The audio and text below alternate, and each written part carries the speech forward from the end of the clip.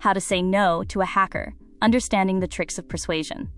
To guide our session, we have structured the agenda into these 4 key parts. 1. The science of compliance, why we say yes. We will explore Robert Cialdini's research on, quote, compliance professionals, and the biological impulses that create an automatic psychological debt or need to agree. 2. The blueprint of influence, decoding the 6 principles.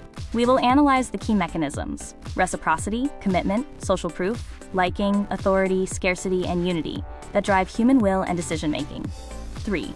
Persuasion versus manipulation, detecting the hooks. You will learn to distinguish legitimate influence from social engineering attempts that exploit artificial scarcity, sudden debt, or unexpected liking to fish for your will.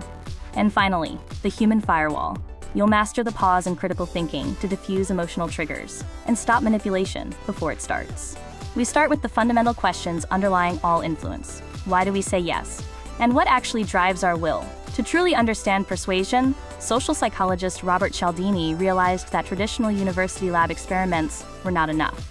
He needed to go further. He combined rigorous academic science with years of analyzing the practical, real-world tactics used by what he calls compliance professionals. People like salespeople, recruiters, and marketers, whose livelihoods depend on extracting a yes in the real world.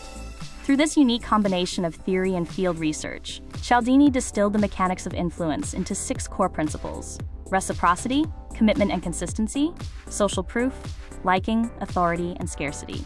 Now let's examine how each of these works.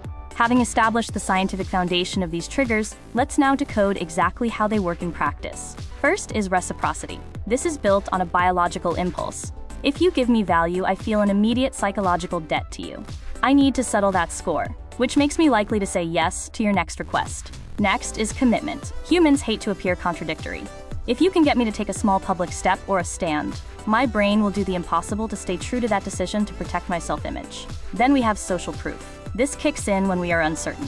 When we don't know what to do, we look to the herd. We assume that if the majority is doing it, it must be the right path. The fourth is liking. It sounds simple, but it's powerful. Our defensive barriers drop when we deal with people we find attractive, who flatter us, or, most importantly, who are similar to us. Authority is about our cultural conditioning to obey. Often, we don't need real proof of power. Simple symbols like a uniform, a title, or a suit are enough to bypass our critical thinking and trigger compliance. And finally, scarcity leverages our fear of loss. We value things much more when they are limited or exclusive. The fear of missing out is a far more aggressive driver of action than the simple promise of gaining a benefit. It is crucial to understand that Cialdini's principles are not exclusive tools of marketing or sales. Their true value lies in allowing us to differentiate when we are facing a legitimate attempt at persuasion and when, conversely, they are trying to hack us through manipulation.